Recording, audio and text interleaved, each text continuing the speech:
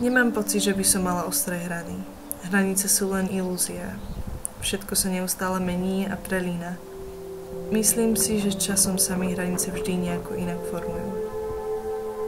Moje hrany sú oblé. Územie, ktoré ma ohraničuje, by som definovala ako prerušovanú čiaru. Podľa mňa som skorej takou oblou škvrnou. Mám svoje územie, ktoré sa ale môže hocikedy posunúť iným smerom, pretože radšej sa otvorím zmenám v živote, než ako by som si ho pevne hraničila. Sám seba vnímam skôr ako energetické pole, než pevné telo. Pocit oddelenosti od zvyšku sveta slabne.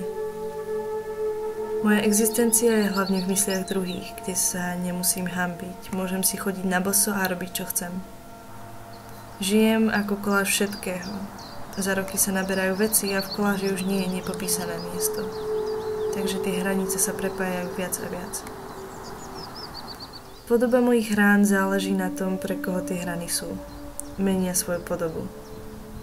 Moje výtvory sú predĺžením mňa. Rozširujú priestor, ktorý zaplňam.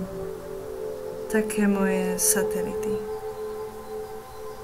Mám priestor, ktorý zaberám fyzicky, názormi, ekonomicky, sociálne, niekedy aj spôsobmi, o ktorých ani netuším. A ten priestor má niekedy pekne ostré hrany. Aj keď ani nechcem. Fyzicky ostré hrany nemám, ale myslenie mám hranaté. Žiadne tvary amorfné, prírodné. Nič, len hrany. Som pláň. Moja existencia je čisto existenciou len kvôli tomu, že som v mojej mysli a mysli ostatných. A že ma niekto vníma a ja vnímam seba. A na tejto planéte zaberám toľko málo miesta, že to je úplne jedno.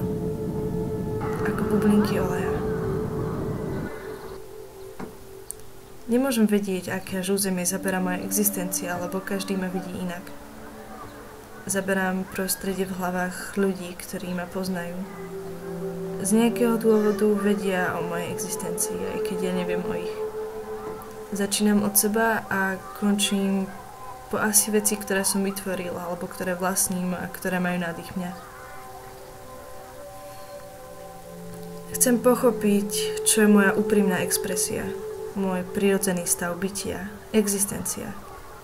Moja definícia mňa samej sa časom mení, ale zároveň ostáva v jadre rovnaká. Mení sa forma procesu. Či mám ostré hrany alebo nie, závisí od stavu mysle a situácie. Niekedy som intenzívna a roztekaná. Veľká.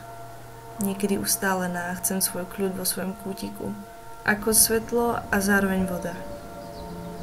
Páči sa mi predstava byť súčasťou niečoho obrovského. Byť súčasťou nekonečného mora svetla.